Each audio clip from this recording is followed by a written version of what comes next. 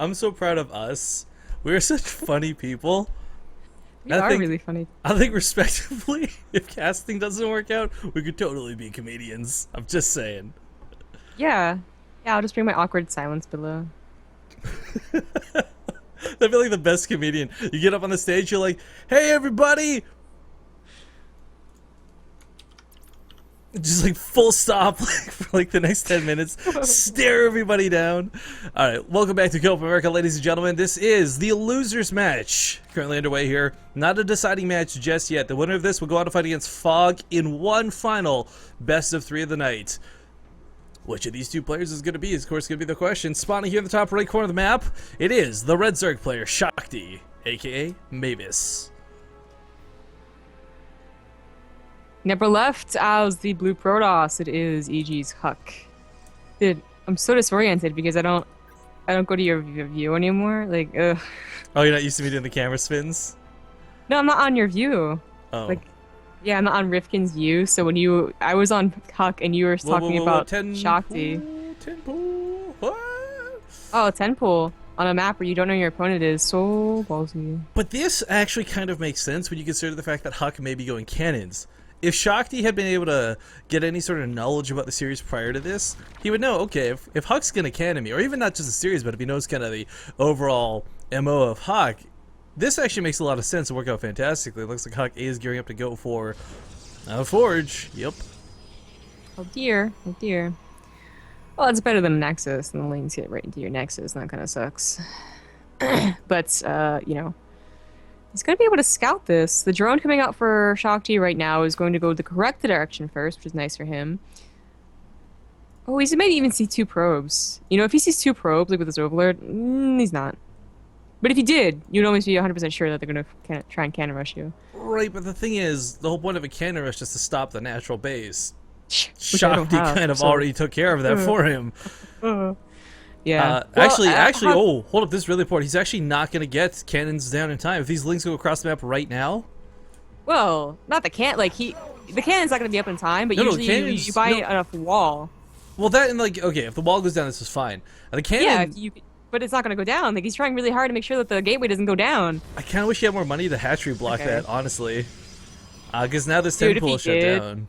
Yeah, this is what happens. So, like, the cannon is necessarily always going to be down in time, but you just wall off until it is, and then the temple doesn't do anything, so...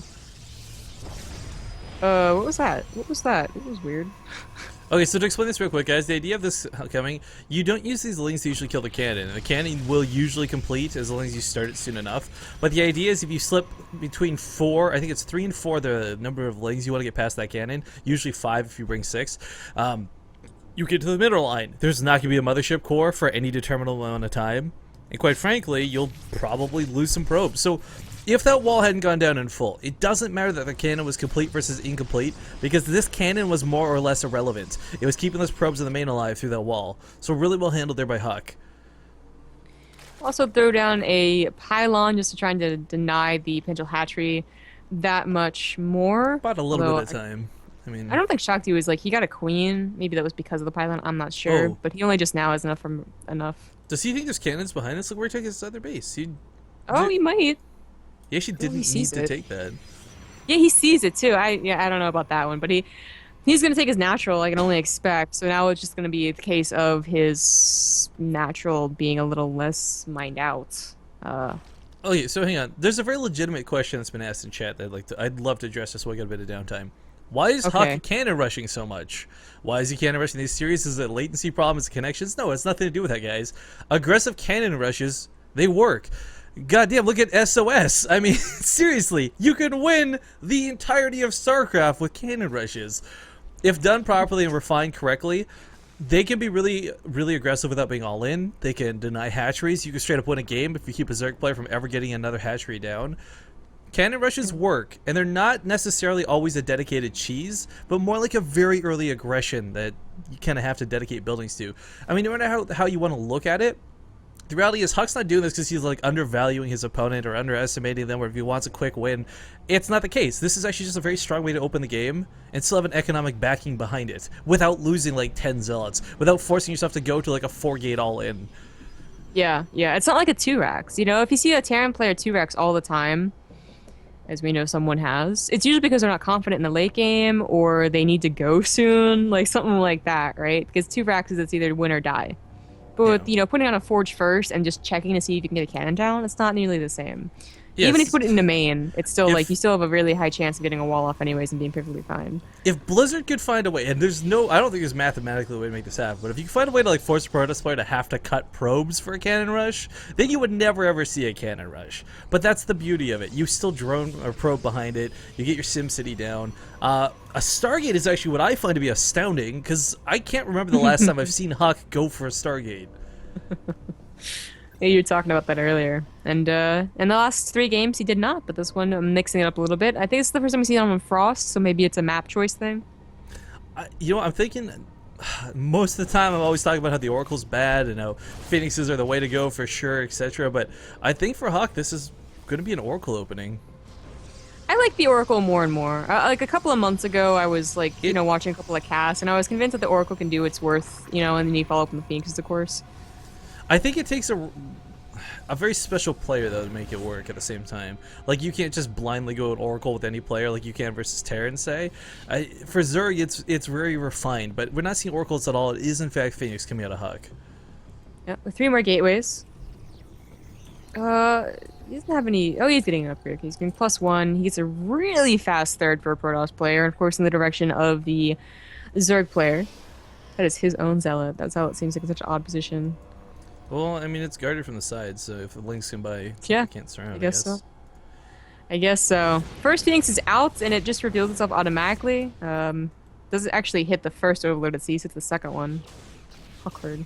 This actually won't supply block him. This is going to suck because he had just made 2 more Overlords, so kind of supply resets him, I guess you could call it, as built into this. But the Phoenix are really nice for the opening. They can do precisely what we see right now, unless you pick up a couple of Overlords. Once you get about 3, you can start going for drones. Once you get 5, you start going for queens, and it's already done a great job of forcing out Spore Crawlers you out of Shakti. Yeah, what is this probe doing in the bottom? Is it like south of the map? This is Huck. Remember, he does the pylon up here on the high ground? Huck took the longest way around, though. He was like, I am not being spotted by any Xel'Naga. Oh, he's actually going to go really far for this. I mean, this is one of the things that really made me fall in love with Huck's gateway style. Well, actually, hold up. Before Zealots walked across the map while this was going on, there's actually nothing to deal with this right now. A couple queens, a small amount of lings. This could be problematic. When did, like, 3 Zealots ever come across to some Phoenixes? Like, right, if they're going to do a dedicated Phoenix attack, it's usually more than this. It's usually where the Phoenixes are at, like, 5 and they didn't use an energy. This is just like a kind of an odd timing. Shakti mineral walk the drones, man. There you go. All right, so good scout too. He sees that spire.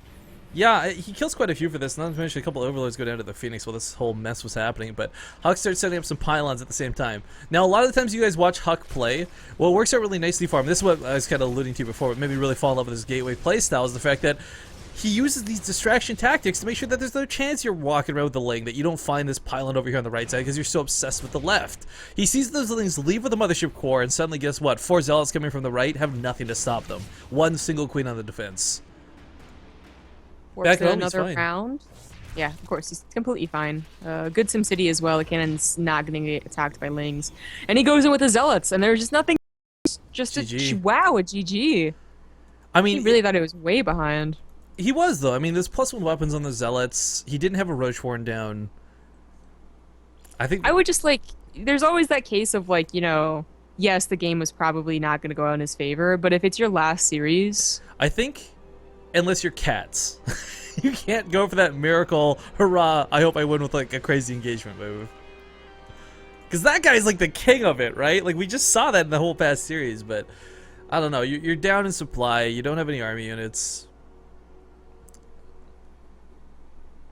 Well, we'll see what Game 2 entails here for us. Huck up 1-0 at the moment if you're just tuning in, if you're just joining us in this best of 3. There we go. What map do we have here? It's Overgrowth. Well, it's not King Sejong Station, at least. PVZ, there we go. Alright, so map intro ready, locked and loaded. English stream is ready. So again, guys, I want to stress this is the losers match we're currently playing out. Cats has already qualified. The winner of this will go on to fight against Fog in the final best of 3 of the evening.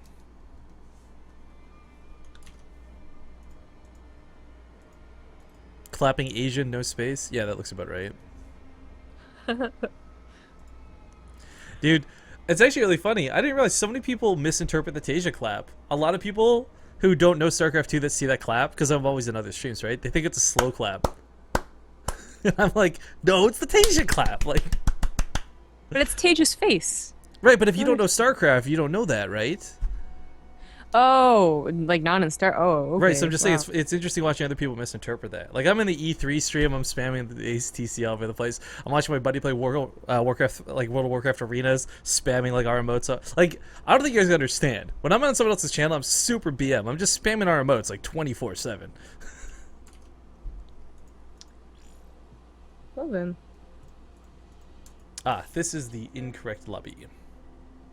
So it's actually not Overgrowth, possibly. It's probably King Sejong. I'm gonna laugh if it is. Everyone keeps real IDing back into the wrong lobby, and then watching other people real ID it off of the others who are real IDing incorrectly. But okay, they're gonna get the other map up here in a second.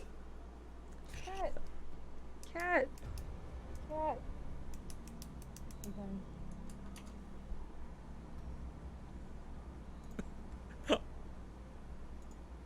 You just like start petting your cat, and then they like kind of like dip down, like they're trying to avoid your hands.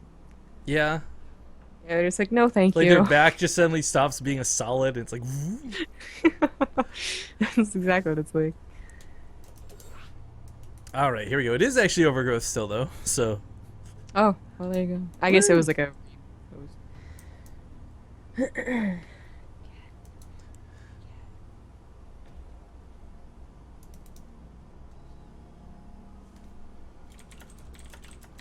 the stream is ready.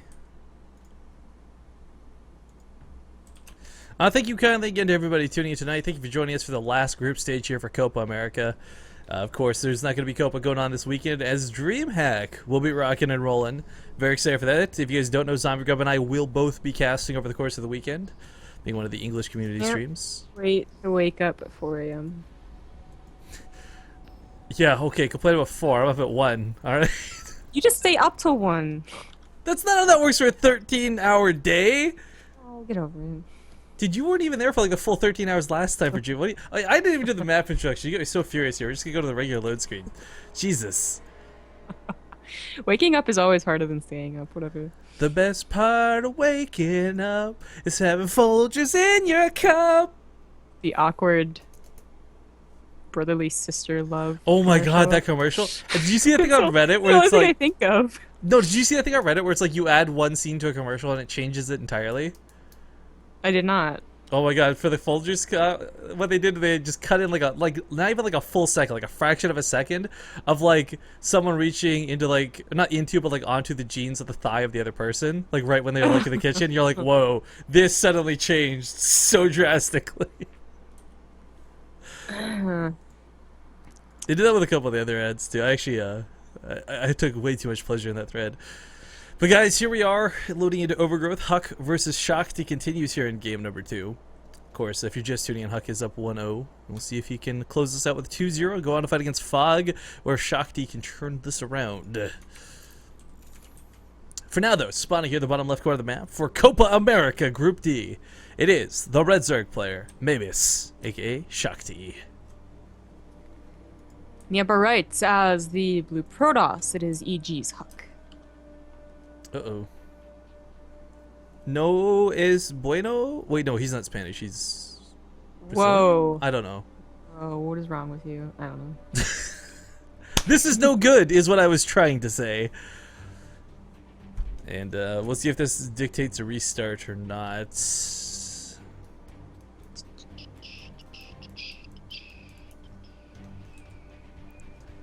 Emil! Oh, wait, no. Sorry. Oh, wrong guy. I think we're just too used to saying it at this point. Well, say hello to our pretty faces. Hi, everybody! How's it going, and how you guys doing? You having a great time? I know Coulter isn't. Yeah, lagging out of the game. We'll see if this results in a remake or not here real fast, but 3 seconds to go. Okay. Remake it is. Very good, very good. I'm sitting here kind of just like, why do we need to remake this though? Maybe he's the streamer, I don't know.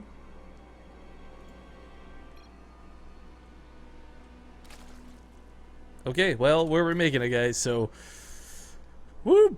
You get to watch the intro again! Woo! Is this the one where we didn't do an intro?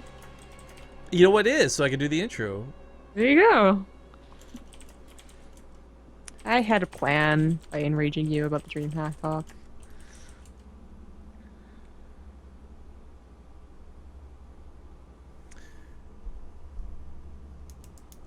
Okay, well, take another moment to set this up, guys. Haha, I laugh out loud every time someone lags because of meal. Yeah, because of meal.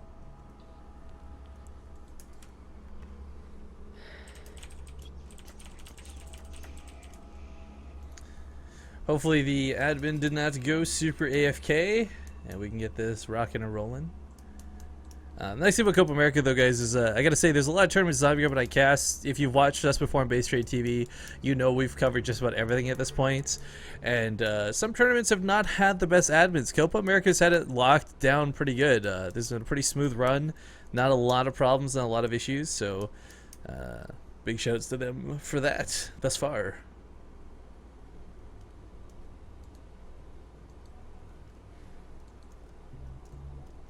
Man, I think it's to talk about.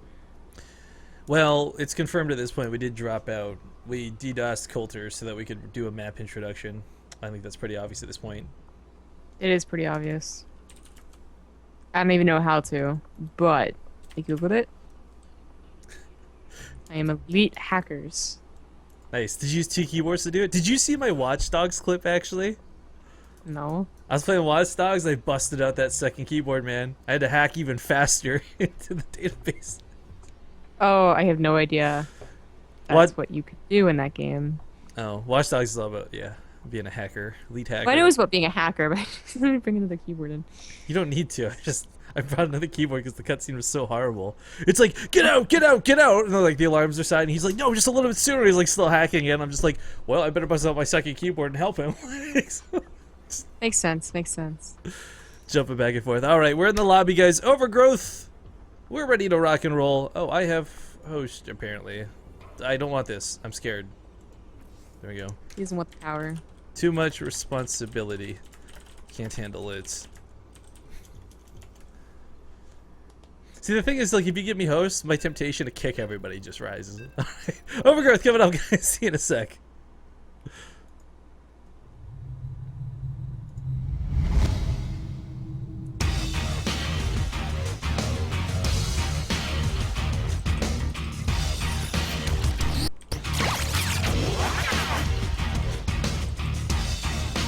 You know what? It's not even the right map intro. Screw it. Here we are back in game. I just got out halfway through. I can't even today. Welcome back to Copa America, ladies and gentlemen. We find ourselves once again in Overgrowth. This is game number 2 in the losers match between Huck and Shakti. Of course, the winner of this will go out against Fog in the last best of 3 to wrap up the night. Spawning here, though, in the bottom left corner of the map, it is the Red Zerg player, Shakti, aka Mavis. And April writes, as the Blue Protoss, it is EG's Huck. Evil geniuses. It's nice to see Huck still going strong. It's a little bit of a bummer, truthfully, that we haven't seen a big showing out of EG for quite some time. I mean, even Jaedong's kind of, I don't want to say falling out of his heyday or anything, been as big of a force as I think a lot of people have been waiting for him to be. You, of course, have been tracking his success very closely, I know that, but Huck been, if nothing else, at least consistent with competing, and I really like that, because we're not seeing a lot of out of control stuff. He kind of bounces around. You'll see Xenocider half the time, but of course he's limited by school a bunch and age. I really like seeing Huck constantly cropping up in these events. He's limited by age. Well, I mean, literally is. It's like how Ariam couldn't complete in Red Bull because he's like too young, stuff like that. Yeah. Huck is going for an aim-based forge again. So the idea is that the Overlord just scouts the front of the natural, says, well, that's not a forge, and then doesn't assume for a cannon rush. But Shakti's still going to go for a pool first. You know, he's not going to try and get away with a hatch first. Huck doing it again. This, like, okay, the fact that this can reach, this makes me want to queue up his Protoss and just do this. Not for the sake of being a dick or anything, I just think it's really cool. No, I think that's what you do.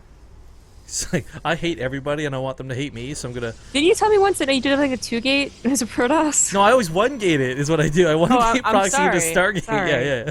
Alright. By the way, don't That's ever... the map maker. So, like, lengthen assistance. Yeah, if any of you guys ever want to take advice from Rifkin and Builder, just never do that. Never do it. Like, I can give you decent advice legitimately for Terran, but don't ever, if you ever catch me streaming, well, as Protoss or Zerg, it's a cheese fest is what it is. But okay, this first cannon is going to get complete. This drone backs away from this. Second cannon on the way. Shakti can still cancel his hatchery, though. That's the thing. It's so not done, I guess is a way to phrase that. So you can try and maybe bait a little more minerals out of Huck, but yeah, let's place the hatchery down over here. It's too bad these guys weren't watching the games, because I'm pretty sure they were playing the games at the same time. Yeah, But Shakti would have been like, "You're doing the exact same thing, really." Yeah, he would know exactly how this is being handled. But he's got the eyes on the probes. The probe's not going to go back for a little bit of a sneak attack. It's not going to waste time and minerals in that mineral line. And a cancel on the natural base as predicted. So make sure Huck finishes that second cannon. No cancel. Lays down the main. This could be a problem. He can throw a cannon down and surround it with the probes if he wants, but it's still going to be a while before he can really hold that off. Good surround with the probes. Well, never mind. Almost a good surround with the probes. What? Okay, there we go. Job, good job. He's not going to try and cannon the third like he did that last series, but the naturals, of course, successfully not going to be taken until roaches are out. At least Ling's on Huck's base, in Huck's base. I don't think they're going to do too much. Make it a couple of free kills if Huck messes up his micro. I think they'll actually do quite a bit. There's one zealot for now. As he gets drawn in here, actually, this might not do so much. Yeah. Yeah, just as long as Huck's very careful. Let's chasing it now. He's got 2 zealots, so he can afford to move out a little bit. Shakti, though. Wow, this guy's got some stones, Zavi Grub. Why would you even do that? I don't understand. I don't know. I think it's kind of cool, like if he had done the embraces inner cats and does the spine crawlers or something, but if this doesn't get scouted, it won't. I don't think it will. I hope he does spine crawlers. Honestly, truthfully, I really hope he does. But how do you do spine crawlers from over here? Have you never seen that? This happened from in like Pro League as well. Yeah. It happened in Pro League. Well, it was Pro League or GSL or something. It's one of the few times I watched like a Korean event that something crazy like that happens. Well, what happened? Okay, basically starts spining, takes down the rock, spreads creep like crazy, and what can a Protoss player do but layer on cannons? And well, you just bring a bunch of queens for transfuses. That's what I was imagining. It was really cool, and I remember Cats too on Twitter was freaking out. He's like, "Someone did my build! Someone did my build!" It was like on top of Reddit. How do you not know about this? You're like, dude, I probably figured it was just the spore crawler build in ZVZ, and I was like, oh, like the 6 floor. Yeah. Well, I missed out on an entire strat. So bad, so casual. You did. It was really cool, but I would actually recommend trying to find that out. Like, not just because of my nerding right now, but it's actually really fun to watch happen live. But, yeah, I don't know. Maybe it's starting to move the queen out. This natural base is awkward as hell, but the thing is, while I'm kind of getting nerdy and say, like, yeah, it'd be so cool to see spine crawlers, guys, the timing for it's really out, so I don't think that would happen. And by the timing for it, I mean the fact that there's no creep spread. The actual mineral base income is irrelevant, the queen's whatever, but because he's got no creep spread from this gold, he can't really play off of it. So we see him invest in roaches instead, which is honestly not a bad choice. What's nice about not creep spreading on this base is that if you do creep spread, that increases the chance that Huck passes by the creep a little bit. He's got to be careful not to show this. You know, because maybe he defends it even if he does show it for a little while, but that is your third. Like, you don't want to lose it at any point. Huck has seen a little bit of the creep, but nothing on the mini map that he'd really register, so you'd have to actually look for it. But oh boy, this is going to be fantastic to deal with. I say that sarcastically, of course, because these are zealots that do have +1 weapons, guys. Hey, which means, hey guys, what's up? Yeah, these get a 2-shot the lings. They'll wreck the drones. There's not that many roaches out. This is way too many zealots to deal with. There's I guess he was low on lava or something. He's waiting for the roaches to come back in the the natural. If the roach if the roach ward and the tech was not here in the main, he could just abandon this to go to the gold. But he puts drones on top of this. Queens and roaches doing what they can. These zealots, Oh boy, these Zealots are strong. Stop pulling the drones into it. Okay, yeah, pull the drones away at this point because you know that the zealots are gonna get cleaned up, and that's just they're gonna try and get as many drone kills as possible right now because they're so low. Good hold here on a Shakti though, truthfully. Because of course he's got the gold base behind this, right? Hawk might think this Really, is just he two lost bases. 9 drones, and I feel like it wasn't worthwhile. Or it could have lost, only like 4. I think it was a good hold. It was a really good defense. I'm surprised he's letting Hawk.